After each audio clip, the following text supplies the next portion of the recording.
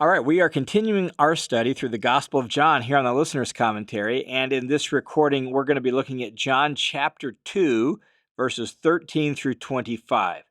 In the previous snapshot, John recounted the first of the signs that he wanted to lay out for us in his gospel. And that first sign was at the wedding feast in Cana, where Jesus turned water into wine. Well, John ends that snapshot by telling us that Jesus and his disciples traveled down to Capernaum and were staying there. This scene here in John 2:13 and following skips ahead to another snapshot from Jesus' ministry, and it actually probably occurs, most likely, several months after the last one we just saw in chapter 2, 1 through 12, after the wedding. And so we have to remember that John is being very selective in the stories he tells about Jesus' life. He doesn't tell everything. He admits that at the end. He's including things for the sake of his purposes to tell the story the way he wants to tell it. So now John skips ahead to a snapshot that happens in the springtime, and he's going to focus on Jesus in Jerusalem. And so we pick up in John chapter 2, verse 13, where it says, "The Passover of the Jews was near, and Jesus went up to Jerusalem."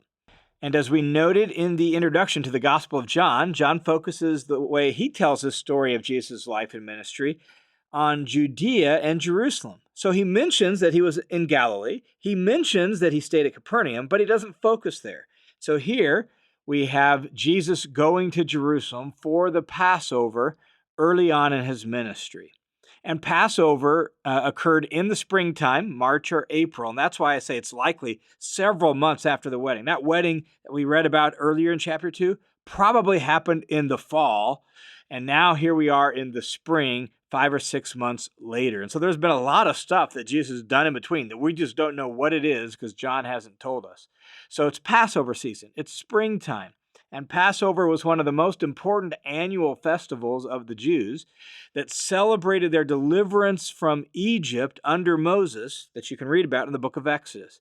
Typically, in the first century, tens of thousands of Jews would travel from all around the Mediterranean world to Jerusalem for Passover. And the city would become jam-packed with thousands of extra people. The outlying villages would be packed with extra people. And the need for exchanging currency and money for the appropriate offerings for Passover, well, that was a real need. And that sets up what happens in this story. So look at verse 14.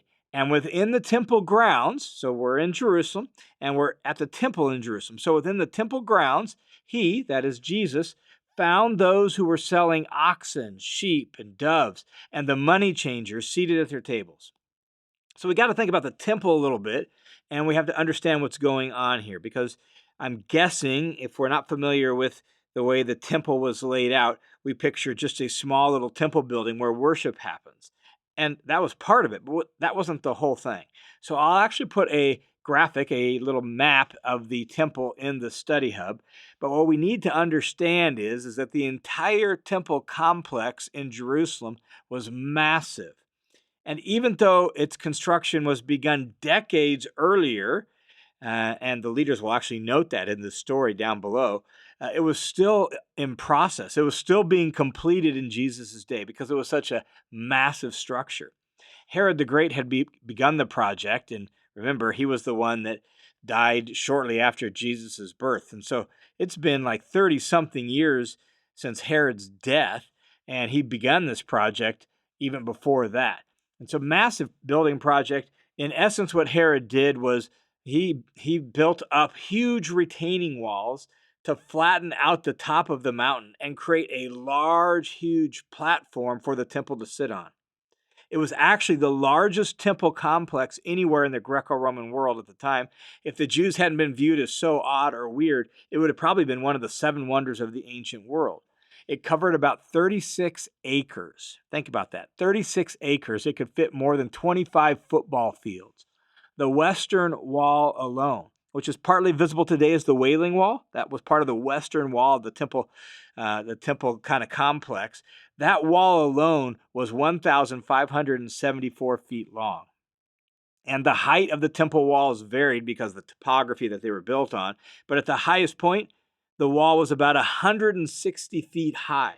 and the stones that the walls were built out of were 15 feet thick. We're talking massive stones, massive walls, a massive complex.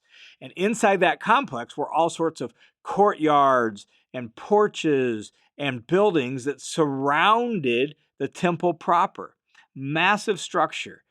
And in the middle of all that then was the temple proper. But around that was this large open area with all these porches and buildings that was open to all people, including the Gentiles. In fact, it was known as the court of the Gentiles or the court of the nations because they could come there.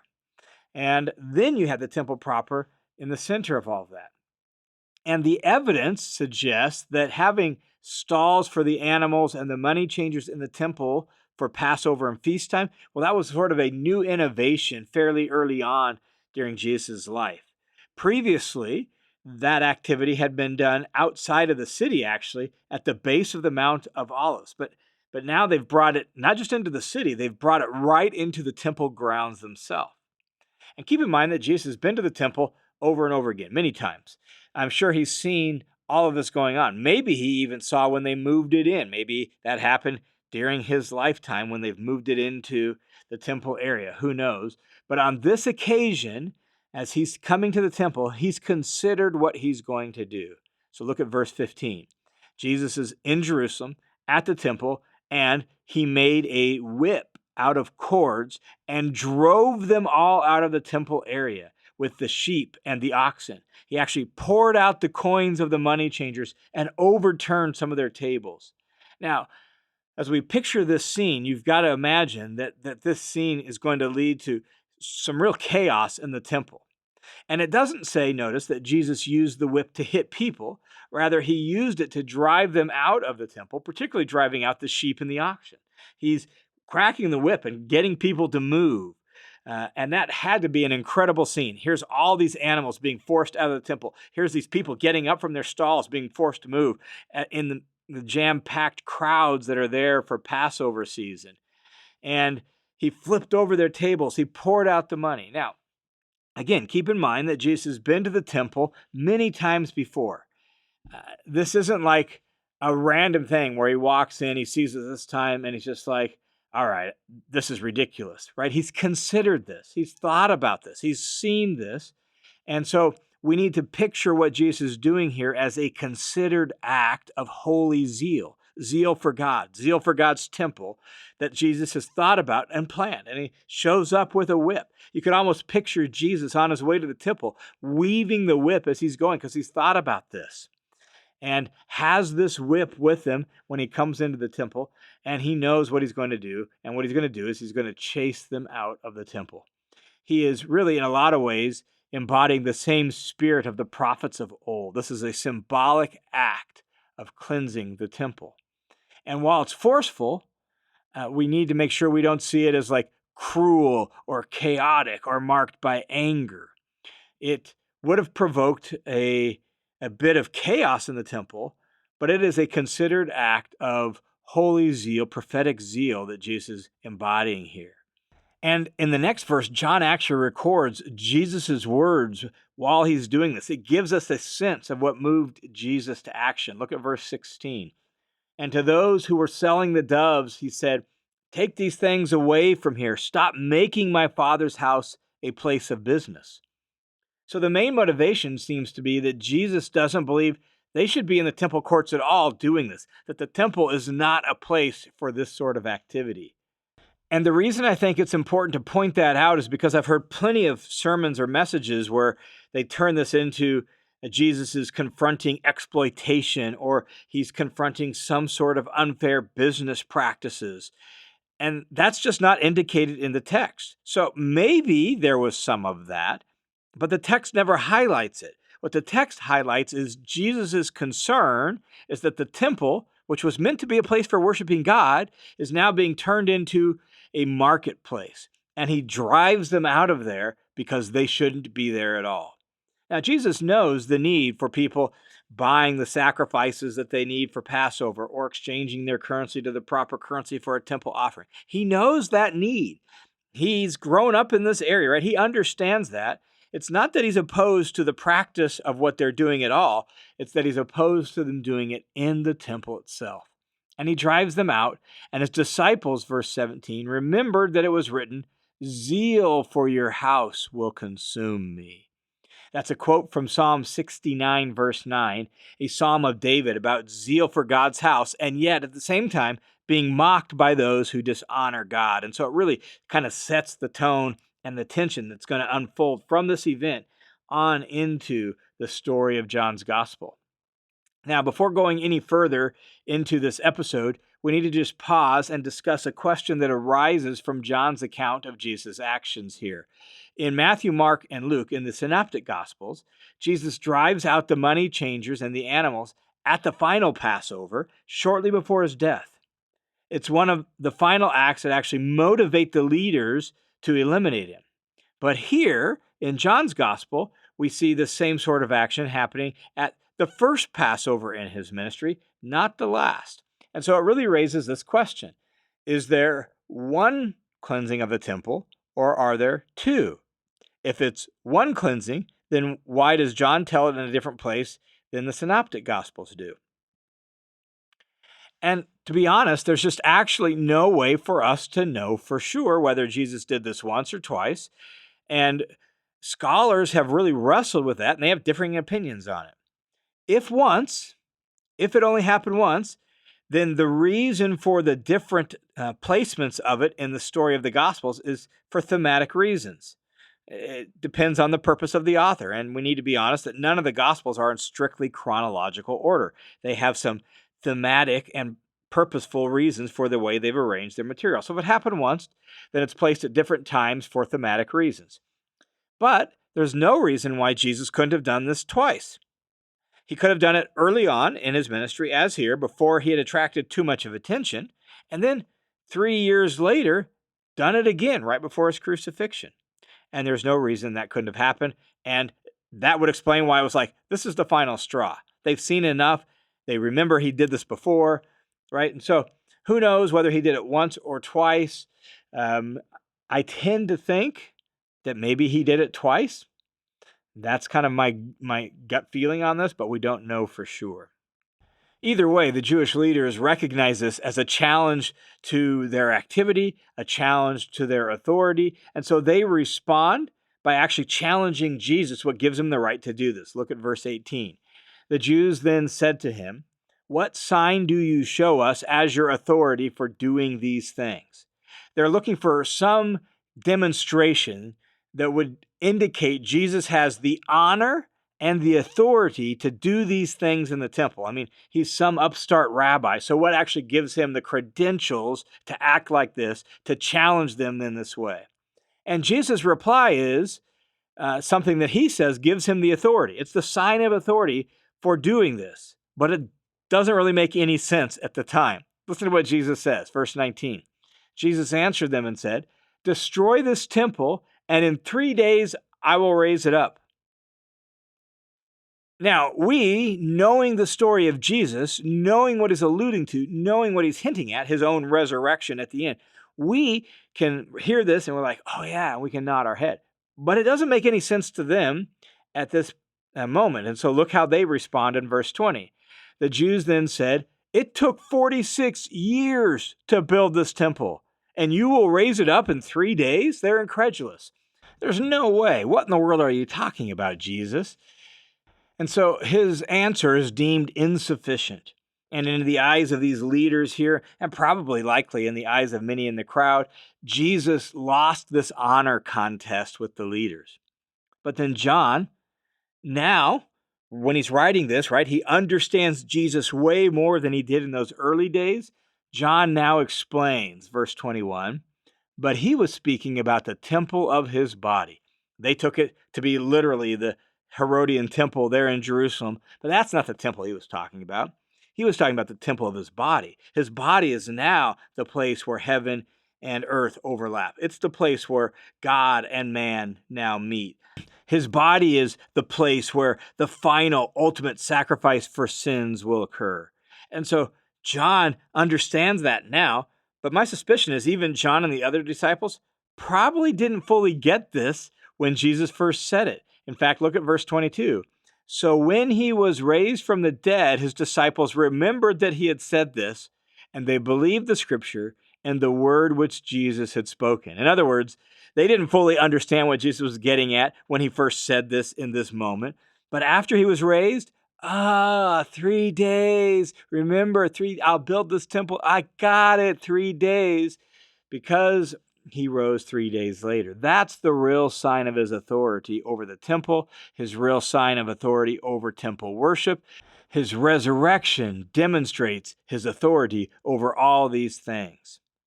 Then John gives a little wrap up to the scene and how things turned out at this Passover. So he says in verse 23, now when he, that is Jesus, was in Jerusalem at the Passover during the feast, many believed in his name as they observed his signs which he was doing. But Jesus, on his part, was not entrusting himself to them. He didn't actually fully give himself to them. Even though a lot believed in him, he didn't take it too seriously, right? He didn't get too caught up in all of that. He didn't think, oh man, this is so wonderful. Look at all these people. He didn't entrust himself fully to them. Why? Because he knew all people and because he did not need anyone to testify about mankind. Why? Because he knew himself what was in mankind. So he viewed their belief with a little bit of distrust, a little bit of suspicion, which will actually prove important in the story of this gospel. We'll actually see what happens to a lot of these early followers of Jesus in a handful of short chapters. And so John wraps up this story by saying, okay, there's sort of this initial surge of interest, this initial surge even of belief in him, but Jesus, he wasn't going to fully entrust himself to all these newfound believers. And so as we wrap up this little episode, let me just offer a couple reflections. And the first one is about Jesus' authority. That's one of the key things going on in this little episode is an honor contest about who really has power, honor, and authority. And what we learn here is that Jesus has the authority to challenge the religious leaders of his day over worship in the temple and the way to carry out that worship.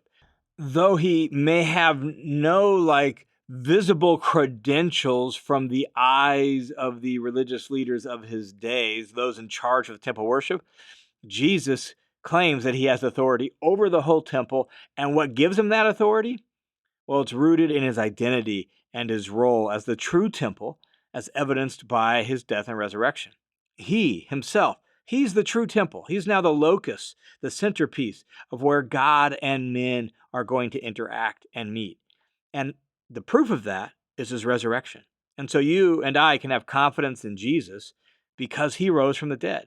You and I can know that he has the authority over true worship of God because he rose from the dead. The second reflection has to do with the temple itself, specifically thinking about a purified temple, a clean temple. That's what this is all about. Jesus is cleansing the temple. Well, the fact is, now that Jesus has come, now that the Spirit has been poured out, now that the message about Jesus has gone to all the world, what we learn in the New Testament writings are those in Christ are the new temple. We are the temple of God, Ephesians chapter 2, verse 20, or 1 Peter chapter 2, 4 and following. We are the new temple. We're being built together for a dwelling place for God by his Spirit. And therefore, since Jesus is concerned for the temple being pure and clean, we as his people must be holy, a holy, clean temple. We're a spiritual house, Peter says, offering up spiritual sacrifices to the Lord. And so the whole temple theme in the New Testament, emphasizes our need to be set apart, distinct, holy, pure, clean. That's who we are as the people of God now, and that's where God dwells now. That's where the presence of God is found now, in his holy temple, which happens to be us. All right, thanks for tuning into this session of the Listener's Commentary on the New Testament. The Listener's Commentary is a listener-supported, crowd-funded Bible teaching ministry that's made possible by the generosity of dozens of people just like you. So thanks a ton to each and every one of you who donate to support this ministry. And if you want to join the team of supporters, the easiest way to do that is to go to listenerscommentary.com. You can click the Give button up there, and it'll redirect you to a page where you can put in a dollar amount. click a little box that says make this monthly, leave it unclicked, give a one-time gift, and all of those monies then will come my way to help further and support this ministry. So thanks a ton for your support.